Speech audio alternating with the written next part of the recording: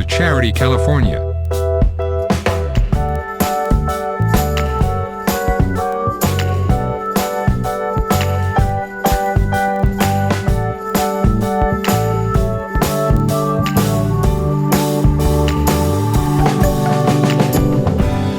This video covered below topics: tax considerations in the United States, tax considerations in the United Kingdom, how do best practices benefit your charities.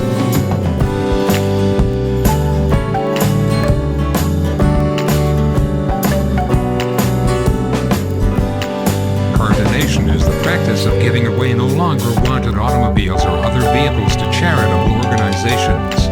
In the United States, these donations can provide a tax benefit.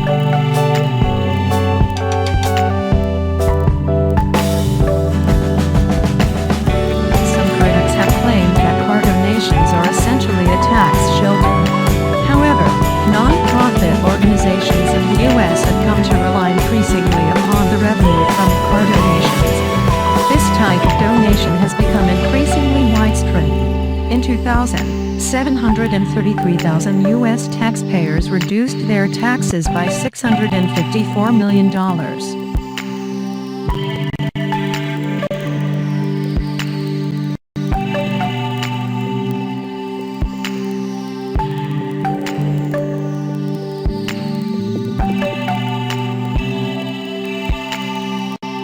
Although advertised as an easy way to dispose of an old car, donors need to fulfill certain post-donation requirements to qualify for the tax deduction, such as obtaining a written acknowledgement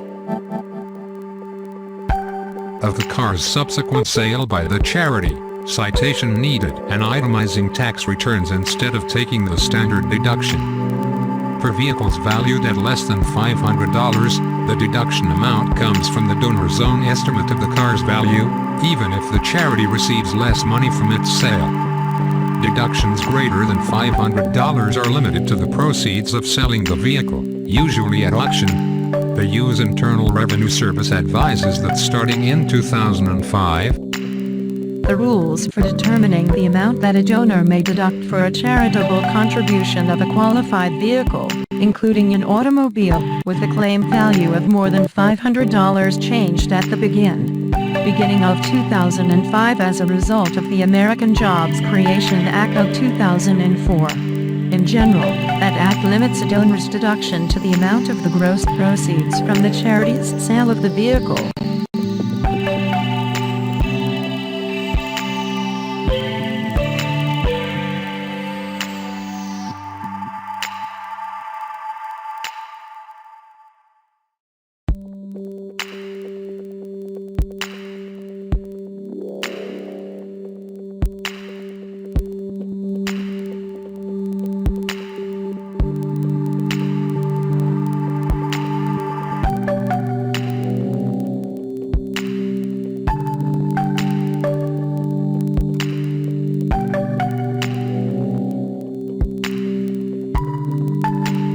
benefit to charities. Many charities run donation programs which accept core donations, such as Goodwill, Salvation Army, and even the American Cancer Society. Many charities will use your car donation directly to transport volunteers and supplies to areas that need help. Some even have their own core lots which sell the donated cars, but many have their donate. Many processing companies also collect and sell donated cars and distribute the money to a charity the donor indicates. The processing company typically takes a percentage of the sale value of the car, but these programs allow charities without their own facilities or staff dedicated to fundraising to benefit from vehicle donation programs. Ideally, donors should also investigate how much money from the sale of the car goes to the auction processor and how much actually benefits the charity's programs, as opposed to its administrative.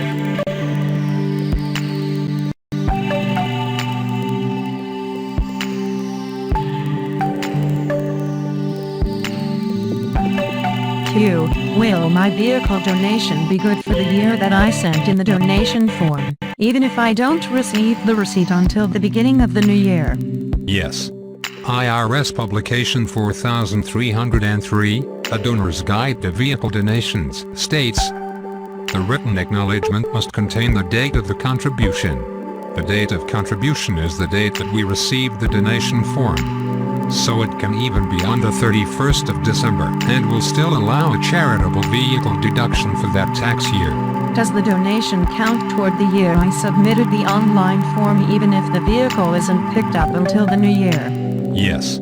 As stated above.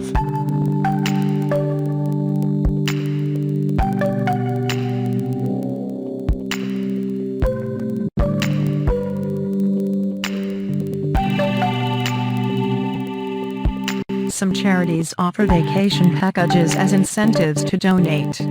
Does that affect my tax deduction? Yes. If a charity provides a commodity, like a vacation package, for example, in exchange for a car or vehicle donation, then the tax receipt from that charity must state the fair market value of that commodity, and the fair market value of the commodity must be subtracted from the value of the car donation.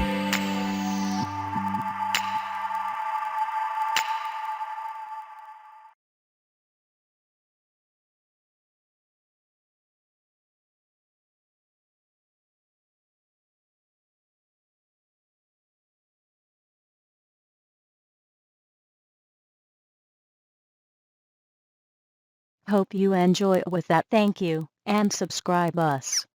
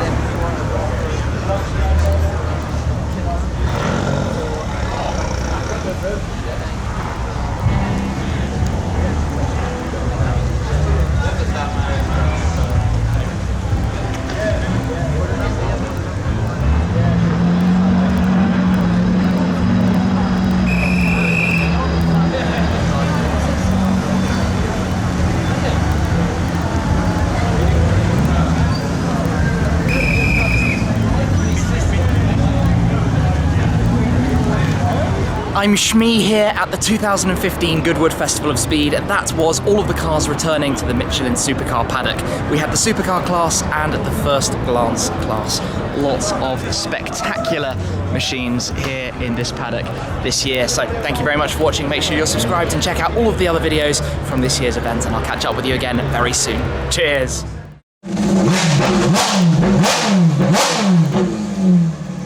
Taking a look down the second row, we start with Jim Glickenhaus's SCG-003.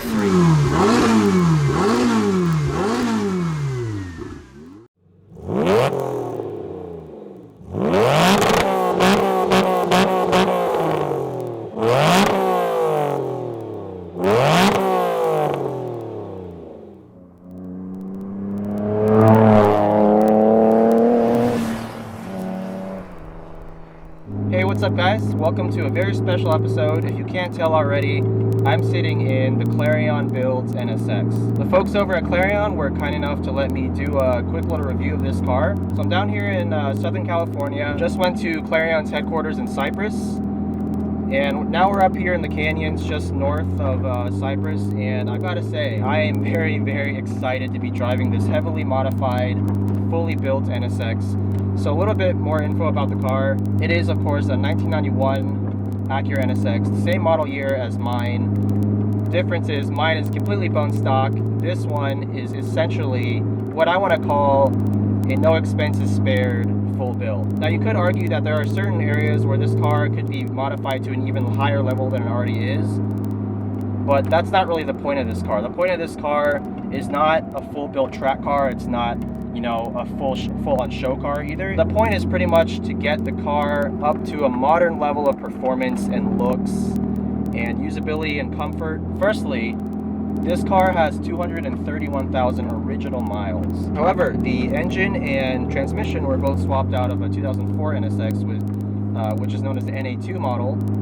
And so this has the 3.2 liter V6 as well as a 6-speed transmission. So besides the engine and transmission swap, this has the Comtech supercharger. It's running on flex fuel. At the moment, it's running mostly E85. It has a full AEM custom exhaust, as well as an AEM Infinity 6, I believe, ECU. It's been custom tuned to produce about 400 horsepower at the wheels. Compare that to the original 220 horsepower that the engine with 230,000 miles on it originally made. It's got the downforce front fenders, widened about 2 inches at each corner to house the 18 by 9 inch Volk ZE40 wheels and 19 by 9 inch wheels in the rear, and it's running Michelin Pilot Super Sports all around with a 225 in the front and a 265 in the back. It's also lowered on KW V3 coilovers. This car also has a StopTech big brake kit, which is a very welcome upgrade from the stock brakes, which are 2 piston in the front, single piston in the rear. These are 4 pistons all around with 328 millimeter rotors. And it has a host of other small aero upgrades here and there. The downforce NSXR style rear spoiler, downforce side skirts. And of course, this car has been repainted with, I forget the name of the specific color, but it's a blue color from Lamborghini that they offer on the Huracan apparently. It's a timeless design to begin with, but the host of upgrades that they've done to this car make it just look absolutely stunning in person. And of course, a fully done up interior, rewrapped the original leather seats. It's got this really nice Clarion head unit, as well as the Clarion surround eye, basically 360 degree cameras, and of course a really, really nice audio system, which obviously I'm not going to test that for you today. It also has a rewrapped steering wheel by Euro Boutique, so it's got a nice thick grip to it. With enough talk about the car, you guys are fully capable of reading a spec sheet. Let's see how this thing really handles in the canyons. Holy! Wow, these brakes are good. You can just stomp on them.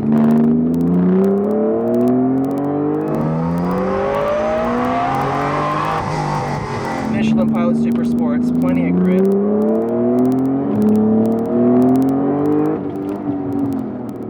Wow, these brakes.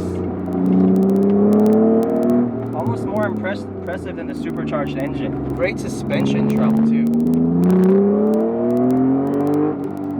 Yeah, it's really not too stiff. The KW V3s are pretty renowned amongst the NSX community for being A really good coilover for mixed street and track use. And I gotta say, in the canyons, yeah, they handle really, really well.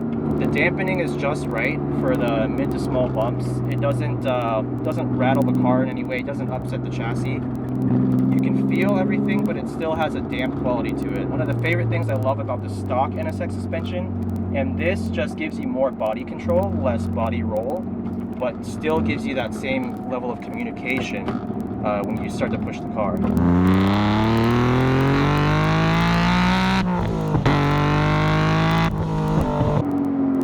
Yep, 400 wheel horsepower on E85, that sounds about right. The car still only weighs around 3,200 pounds, which is about 200 pounds heavier than it was when it was brand new, but still, I mean, that's pretty light by today's standards. And the car with 400 horsepower at the wheels, power to weight ratio, absolutely perfect. I don't think I'd want any more power than this, but now that I've experienced this, I don't think I can really go back to my 270 horsepower stock 3 liter.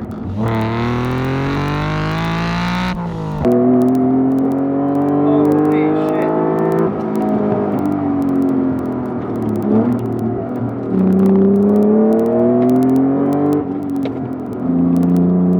Handles the high-speed sweepers really well. Hairpins are a bit of a workout with the unassisted steering, especially with the heavier wheels at the front. It makes the steering a little heavier even than stock. Oh man, the way the engine pulls you out of corners, at low revs even, so much more torque than the stock motor. Just the throttle response is a night and day difference as well. The stock throttle response of the 91 model is just, it's more relaxed. It is ultimately a GT car, whereas this, the instant you touch the throttle, it revs up. Oh my god, how am I going to go back to my car now? I made a promise to myself and my significant other that I would not modify my NSX until much, much later. But now, I just don't know. I don't know. And that sound, custom AEM exhaust doing its job.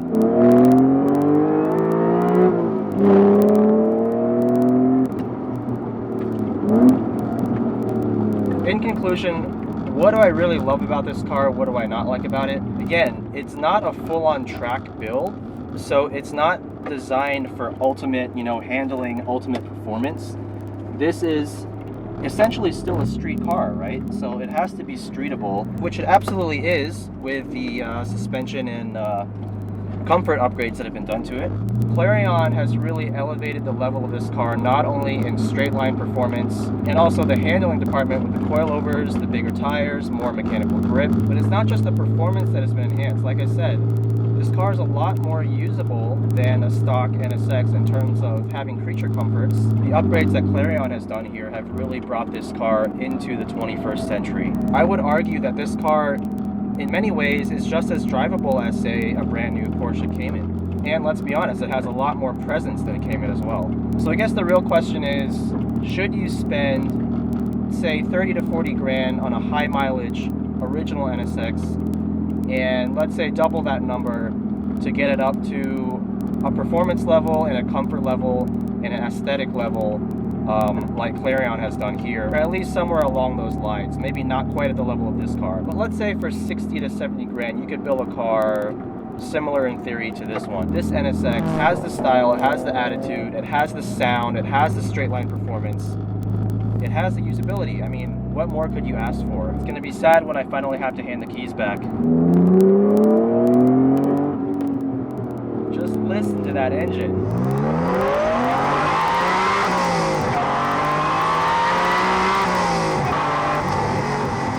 There's a tad of supercharger whine, but it's not intrusive. It's still got that high revving VTEC howl. Still revs to 8,000 easily.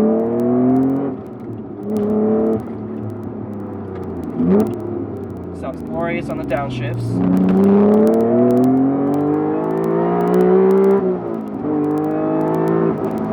Alright. Even though I've got the AC running, I am starting to sweat in this thing. It's just such a thrill ride, honestly. It really transforms the tame nature of the stock NSX into a completely different level. I think this thing would easily give a Ferrari 360, maybe even a 430 a run for its money around a racetrack. This is a really great comprehensive build. You know, there's a lot of guys out there who will modify their NSX to be a hardcore track weapon, you know, or they'll stance it out, you know, slap some 19-inch wheels on it and make it look the part but not necessarily go the part. This car is like I said, it's a full-on build. It really transforms the car into something that can be enjoyed on a daily basis, on the racetrack, in the canyons.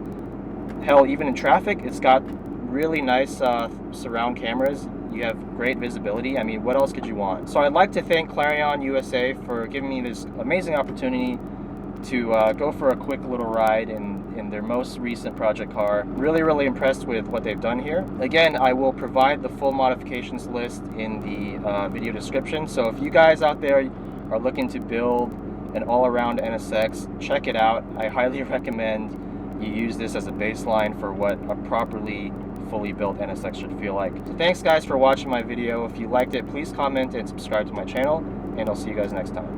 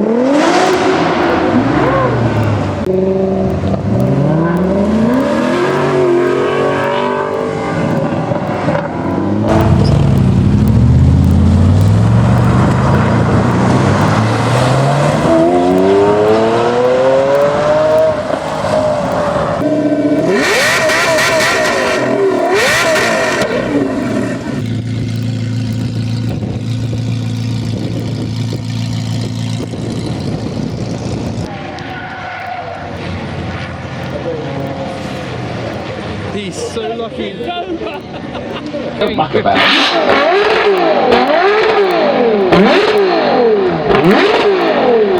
Oh, that made me jump. 3 hours there.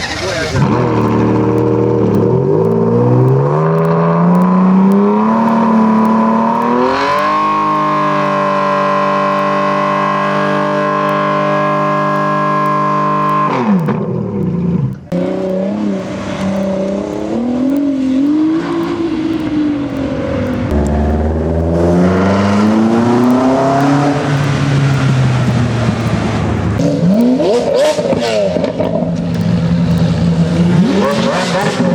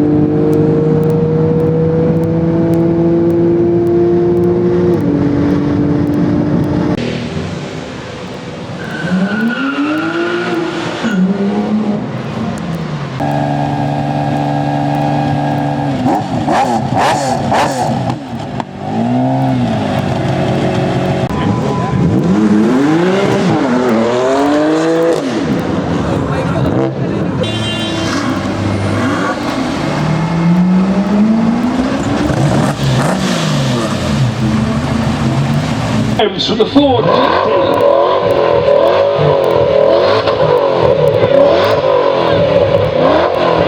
There we go, thank you. Road, as you'll see there, we've got the lights of Maserati coming through. Supercars in front of you, everything from safety.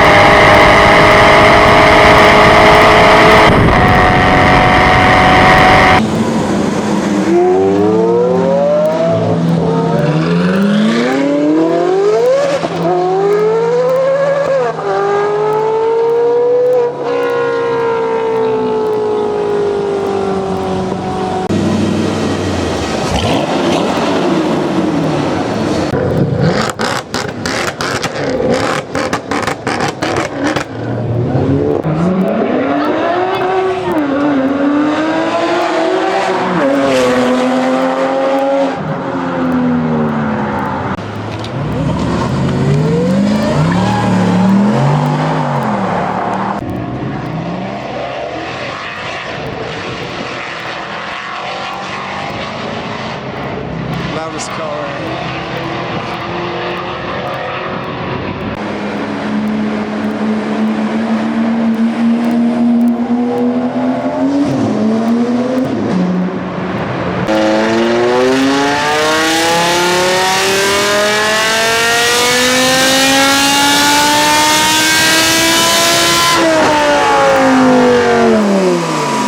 Gentle show. Sophisticated.